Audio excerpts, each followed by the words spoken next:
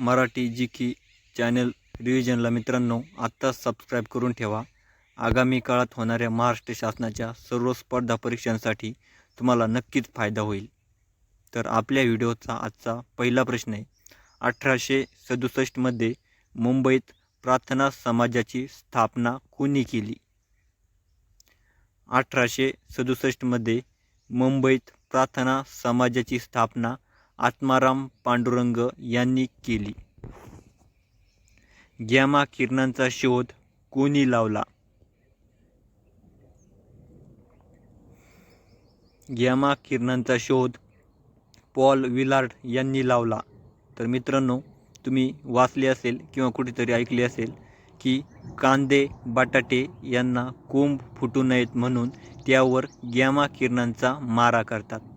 तर या गॅमा किरणांचा शोध पॉल विलार्ड या शास्त्रज्ञांनी लावला। द ऑप्टिक्स हा ग्रंथ कोणी लिहिला? द ऑप्टिक्स हा ग्रंथ सर आयझॅक न्यूटन यांनी लिहिला। त्यांनी गुरुत्वाकर्षण शक्तीचा सुद्धा शोध लावला होता। जागतिक लोकसंख्या दिन कधी साजरा केला जातो? जागतिक लोकसंख्या दिन 11 जुलै या दिवशी साजरा केला जातो। तर जागतिक लोकसंख्या दिन साजरा करण्यामागचा उद्देश आहे, 11 जुलै 1987 रोजी युगोस्लोव्हियामध्ये एका बाळाचा जन्म झाला आणि त्या बाळाचा जन्म झाल्यानंतर जगाची एकत्रित लोकसंख्या 500 कोटी इतकी झाली। तेव्हापासून 11 जुलै हा जागतिक लोकसंख्या दिन म्हणून साजरा केला जातो। 2011च्या जनगणनेनुसार महाराष्ट्राच्या लोकसंख्येची घनता किती आहे? 2011च्या जनगणनेनुसार महाराष्ट्राची एकूण लोकसंख्येची घनता 365 एवढी आहे आणि जर भारताच्या लोकसंख्येची एकूण घनता विचारली तर ती 382 इतकी आहे। आधी देशापेक्षा राज्य लहान असतं म्हणून महाराष्ट्र राज्याची लोकसंख्येची घनता 365 आहे आणि 365 पेक्षा 382 मोठे आहे म्हणल्यावर देशाची लोकसंख्येची घनता 382 आहे। हे तुम्ही ट्रिकच्या माध्यमातून ध्यानात ठेवू शकता। महाराष्ट्राची विचारली तर 365 आणि देशाची विचारली तर 382। महाराष्ट्र राज्यात सर्वात कमी लोकसंख्येची घनता कोणत्या जिल्ह्यात आहे? तर महाराष्ट्र राज्यात सर्वात कमी लोकसंख्येची घनता गडचिरोली जिल्ह्यात आहे। 74 एवढी गडचिरोली जिल्ह्याची लोकसंख्येची घनता आहे। तर लोकसंख्येची घनता म्हणजे काय? दर चौरस किलोमीटरमध्ये राहणाऱ्या एकूण लोकांचे प्रमाण म्हणजे लोकसंख्येची घनता होय। लोकसंख्येची घनता जर काढायची म्हटल्यास तर एकूण लोकसंख्या भागिले एकूण क्षेत्रफळ। आता आपल्याला माहिती जमिनीवर लोक राहतात, म्हणल्यावर आधी एकूण लोकसंख्या भागिले त्याखाली जमिनीचे एकूण क्षेत्रफळ म्हणजेच एकूण लोकसंख्या भागिले एकूण क्षेत्रफळ असे तुम्ही लोकसंख्येची घनता काढू शकता। आणि भारतामध्ये सर्वात जास्त लोकसंख्येची घनता बिहार या राज्यात आहे आणि सर्वात कमी लोकसंख्येची घनता अरुणाचल प्रदेश या राज्यात आहे। जागतिक चिमणी दिन कधी साजरा केला जातो? तर जागतिक चिमणी दिन 20 मार्च या दिवशी साजरा केला जातो आणि 21 मार्च या दिवशी जागतिक वन दिन साजरा केला जातो। 22 मार्च या दिवशी जागतिक जल दिन साजरा केला जातो। 23 मार्च या दिवशी जागतिक हवामान दिन साजरा केला जातो। 24 मार्च या दिवशी क्षयरोग दिन साजरा केला जातो। त्याच्यासाठी ट्रिक आहे मित्रांनो, चिमणी वनात गेली, तेथील पाणी आणि हवामानामुळे तिला क्षयरोग झाला।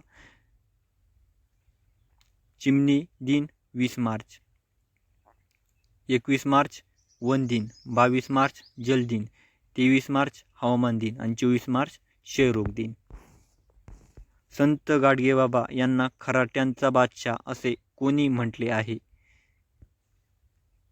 तर संत गाडगे बाबांना खराट्यांचा बादशाह आचार्य अत्रे यांनी म्हटले आहे. महाराष्ट्रातील सर्वोच्च पर्वत शिखर कोणते आहे? महाराष्ट्रातील सर्वोच्च पर्वत शिखर कळसुबाई हे आहे.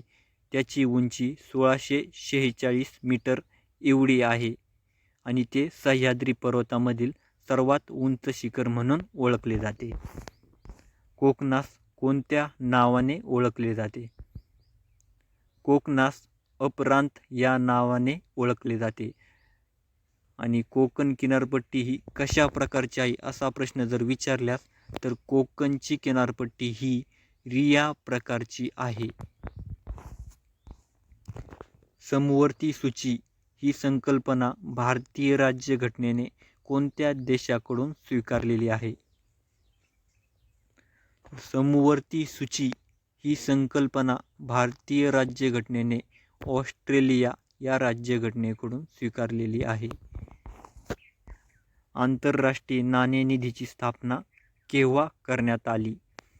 आंतरराष्ट्रीय नाणेनिधीची स्थापना जुलै 1944 या वर्षी करण्यात आली. भारतातील हरित क्रांती कोणत्या पिकासंबंधित आहे? भारतातील हरित क्रांती गहू व तांदूळ या पिकासंबंधित आहे. तर भारतात हरित क्रांती सुरुवात 1965 या वर्षी झाली. भारतातील हरित क्रांतीचे जनक डॉक्टर M.S. स्वामीनाथन हे आहेत आणि जागतिक हरित क्रांतीचे जनक डॉक्टर नॉर्मन बोरलॉग हे आहेत. हे पण मित्रांनो लक्षात ठेवा. सिंधू नदीच्या उपनद्या कोणकोणत्या आहेत? सिंधू नदीच्या उपनद्या झेलम, सतलज, रावी, बियास ह्या आहेत. महाराष्ट्रातील शिवाजी सागर असे कोणत्या जलाशयाला म्हटले जाते? महाराष्ट्रातील शिवाजी सागर असे कोयना या जलाशयाला म्हटले जाते.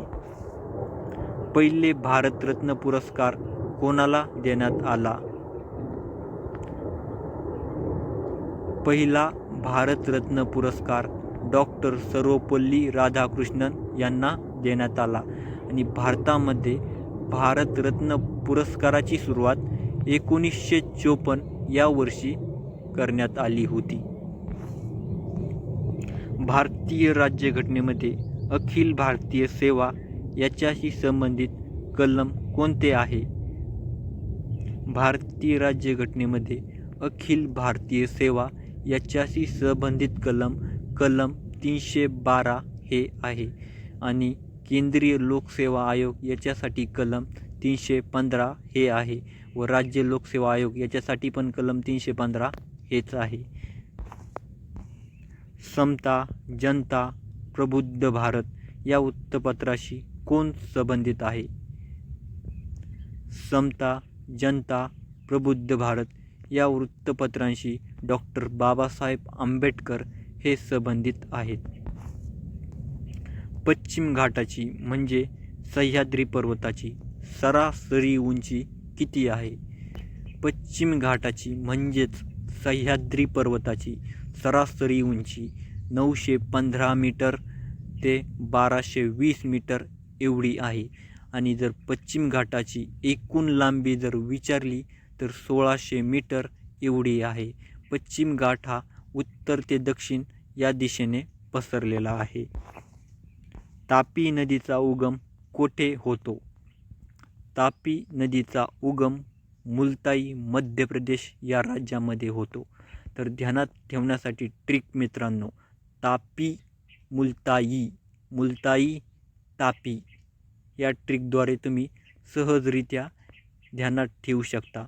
तापी नदीची जर एकूण लांबी विचारली मित्रांनो तर 724 किलोमीटर आहे आणि तापी नदी एवढी लांबीचीच महाराष्ट्रातील एक नदी आहे, तिचे नाव आहे मांजरा. तिची लांबी पण 724 किलोमीटर आहे. म्हणजेच तापी नदी आणि मांजरा नदी यांची लांबी सारखी आहे, 724 किलोमीटर. तापी नदी ही महाराष्ट्र, मध्य प्रदेश आणि गुजरात या राज्यामध्ये वाहते व ती गुजरात राज्यामधील सुरत येथे अरबी समुद्राला जाऊन मिळते. तर मित्रांनो, व्हिडिओ कसा वाटला ते आम्हाला कमेंटच्या माध्यमातून नक्की सांगा आणि आपल्या चॅनलला सबस्क्राईब करा. अशा भन्नाट ट्रिकचा तुम्हाला आगामी काळात होणाऱ्या महाराष्ट्र शासनाच्या सर्व स्पर्धा परीक्षांसाठी नक्कीच फायदा होईल. धन्यवाद.